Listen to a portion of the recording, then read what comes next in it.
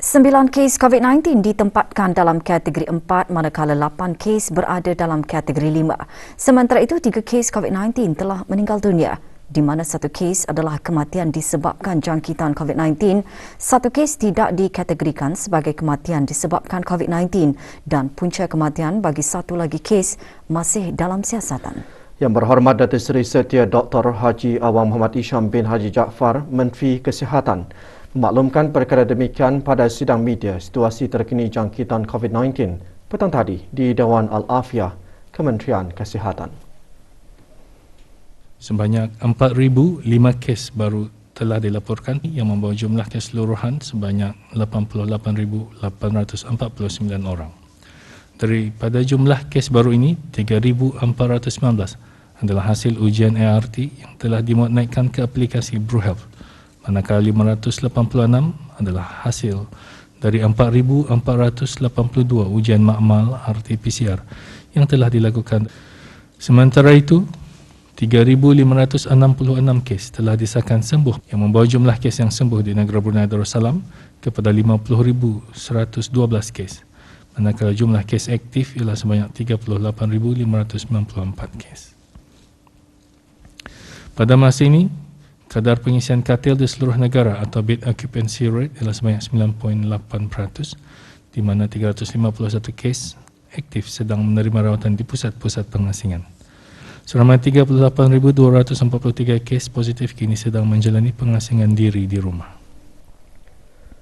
Semasa sidang media, Menteri Kesihatan turut mengongsikan pencapaian program vaksinasi kebangsaan sehingga 5 Mac 2022. Sehingga 5 Mac 2022, pencapaian program vaksinasi kebangsaan bagi mereka yang menerima 3 dos vaksin ialah 56.5% dari keseluruhan penduduk di negara ini, manakala kadar 1 dos dan 2 dos adalah masing-masing melebihi 94%. Di kesempatan ini, saya sekali lagi ingin mengulang seruan kepada orang-orang yang telah layak untuk mendapatkan dos ketiga vaksin COVID-19 tetapi belum memutuskan untuk mendapatkannya, supaya segera datang ke pusat-pusat suntikan bagi mendapatkan dos ketiga ini. Hasil pemantauan berterusan Kementerian Kesihatan dan penelitian terhadap kes-kes stroke dan kes-kes kematian disebabkan oleh COVID-19 di negara Brunei Darussalam semasa gelombang ketiga ini mendapati bahawa 2 dos vaksin boleh memberikan perlindungan sehingga 95% terhadap kesan teruk jangkitan COVID-19. Namun, dos ketiga berkemampuan untuk meningkatkan dan menambah perlindungan tersebut sehingga 5 kali ganda. Oleh itu, warga emas dan mereka yang menghidap penyakit kronik adalah sangat digalakkan untuk mendapatkan dos ketiga ini. Bagi sekatan pergerakan yang dijalankan dari jam 12 malam hingga 4 pagi, sebanyak 2 pelanggaran arahan telah dikeluarkan denda kompaun di seluruh negara, di mana 1 daripadanya adalah pelanggaran arahan untuk berada di rumah. Pada sidang yang sama, Menteri Kesihatan turut menjawab pertanyaan perintah kuarantin ke atas ahli keluarga terdekat jika salah seorang ahli keluarga dijangkiti COVID-19. Jelas Kesihatan, jika salah seorang ahli keluarga dalam rumah dijangkiti COVID-19, ahli keluarga lain yang mempunyai keputusan negatif hendaklah menjalani perintah kuarantin selama 5 hari. Bagaimanapun, jika seorang lagi ahli keluarga dijangkiti COVID-19 semasa menjalani perintah kuarantin, maka ahli keluarga lainnya perlu menjalani semula perintah kuarantin dan melaporkan dalam aplikasi BruHealth sebagai kontak terdekat. Sama yang baru positif. Malam munajat yang diadakan setiap hari Sabtu malam Ahad semalam melibatkan penyertaan warga Kementerian Pendidikan. Di samping itu, 49 buah masjid seluruh negara juga mengikuti malam munajat minggu ini secara maya. Malam munajat dimulakan dengan bacaan Sayyidul Istighfar dan surah Al-Fatihah dipimpin oleh Yang Berhormat Datuk Seri Setia Awang Haji Hamzah bin Haji Sulaiman, Menteri Pendidikan. Antara pengisian malam munajat minggu ini, tazkirah bertajuk Allah Tutup Aib Kita yang disampaikan oleh Dr. Awang Haji Hambali bin Haji Jaili, pemangku penolong Rektor Antarabangsa dan Perkhidmatan Universiti Islam Sultan Sharif Ali. Turut menyertai Yang Berhormat Pihin Udana Khatib Datuk Paduka Seri Setia Ustaz Haji Awang Badarudin bin Pengarah Datuk Paduka Haji Awang Othman, Menteri Hal Ehwal Agama, dan Yang Berhormat Datuk Seri Setia Haji Awang Abdul Mukti bin Haji Muhammad Daud, Menteri di Jabatan Perdana Menteri. Indeks harga pengguna IHP bagi bulan November 2021 meningkat 1.9% tahun ke tahun berbanding bulan yang sama pada tahun sebelumnya. Harga makanan dan minuman ringan serta harga bukan makanan masing-masing meningkat 2.4% dan 1.8%.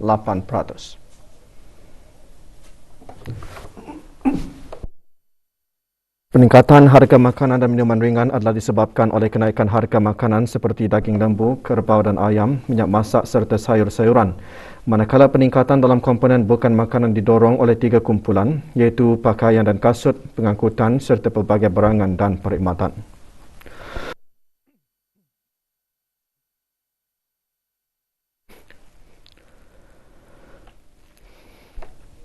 Sementara itu, peningkatan dalam harga pengangkutan didorong oleh kenaikan harga kenderaan bermotor dan tiket penerbangan ke destinasi-destinasi yang terpilih. Pelbagai barangan dan perkhidmatan juga meningkat didorong oleh peningkatan kos perkhidmatan agensi pekerjaan.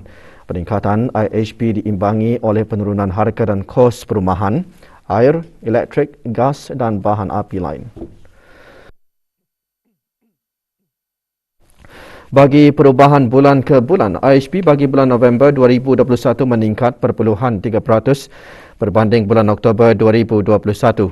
Indeks makanan dan minuman ringan meningkat 0.7%, manakala indeks bukan makanan meningkat 0.1%. Laporan penuh IHP bagi bulan November 2021 boleh didapati melalui laman sesawang JPS www.dps.gov.pn.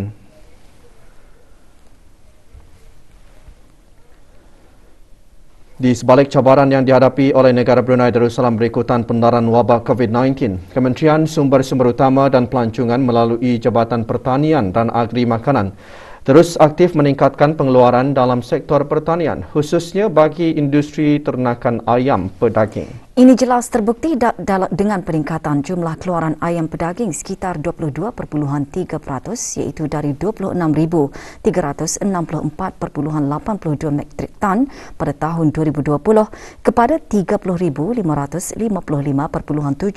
metrik tan 2021 iaitu tahap keluaran yang paling tinggi pernah dicapai oleh negara setakat ini. Beberapa buah syarikat dalam industri ternakan ayam pedaging menjelaskan permintaan dari pasaraya, restoran, kafe dan hotel bagi ayam pedaging semakin meningkat jika dibandingkan dengan tahun-tahun sebelumnya. Walau bagaimanapun, beberapa kesukaran juga dihadapi oleh syarikat-syarikat berkenaan, antaranya dari segi pengambilan pekerja buruh asing dan isu kekurangan tenaga pekerja. Bagi memastikan pengeluaran harian tidak terjejas, kami tidak mempunyai pilihan lain selain daripada menggunakan tenaga kerja yang ada untuk melakukan banyak kerja lebih masa. Ini bukan saja meningkatkan lagi kos pengeluaran yang sudah memangnya tinggi akibat kenaikan tinggi kos makanan, tetapi ianya juga akan menjejaskan produktiviti mereka. Situasi keadaan pengambilan lesen kerja asing pada masa ini mempunyai sedikit kesukaran dan banyak kertas kerja yang diperlukan untuk permohonan buruh pada masa ini, dan ini sedikit sebanyak mengambil waktu sedikit lama dari sebelumnya. Dalam memastikan bekalan ayam pedaging mencukupi bagi keperluan dalam negara, syarikat-syarikat berkenaan juga mematuhi garis panduan SOP yang ditetapkan oleh Kementerian Kesihatan. Kami juga mewujudkan gelembung bubble bagi setiap kumpulan pekerja di bahagian atau kawasan tempat mereka bertugas bagi mengawal pergerakan mereka dan mengurangkan risiko jangkitan.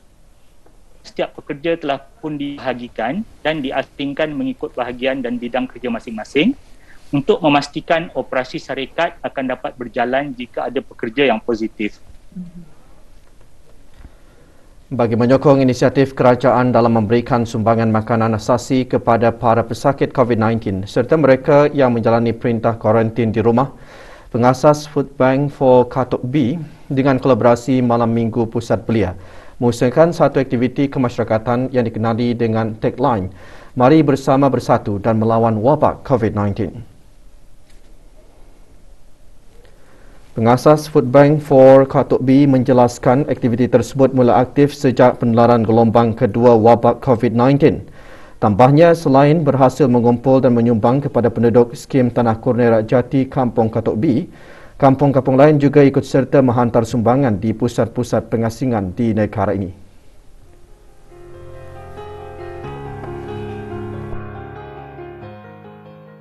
Kami telefon menyampaikan sumbangan lebih 1,500 buah keluarga. Sumbangan yang kami terima seperti adalah makanan asasi seperti beras, minyak, makanan tin dan tidak lupa juga keperluan kanak-kanak seperti pampers dan susu tepung.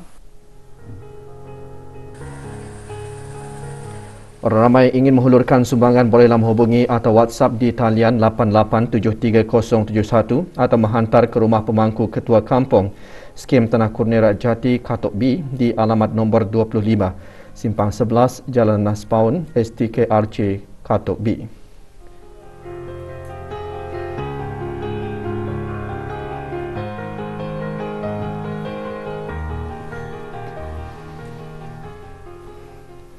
Bersamalah kita bersatu melawan wabak jangkitan COVID-19 ini.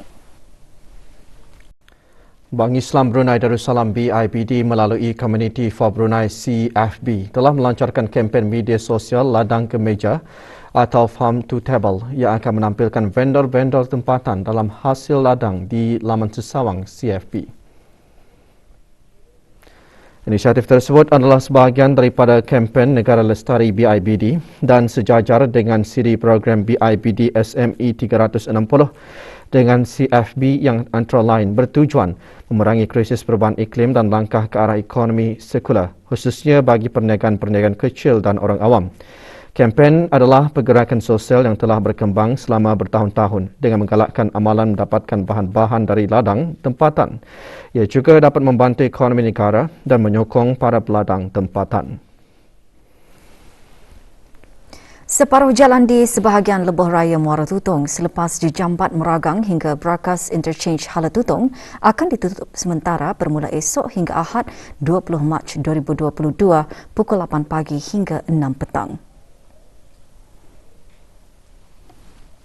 Jabatan Kerja Raya Kementerian Pembangunan dalam siaran akhbarnya menjelaskan penutupan adalah bagi membolehkan kerja-kerja pembaikan dan melapis semula lapisan aspal baru dapat dilaksanakan. Para pengguna lebuh raya berkenaan dinasihatkan untuk sentiasa berhati-hati apabila melalui kawasan tersebut. Sebarang aduan hubungi talian Darussalam 123 atau live chat talian Darussalam 8333 123 atau email ke pro@pwd.gov.pn.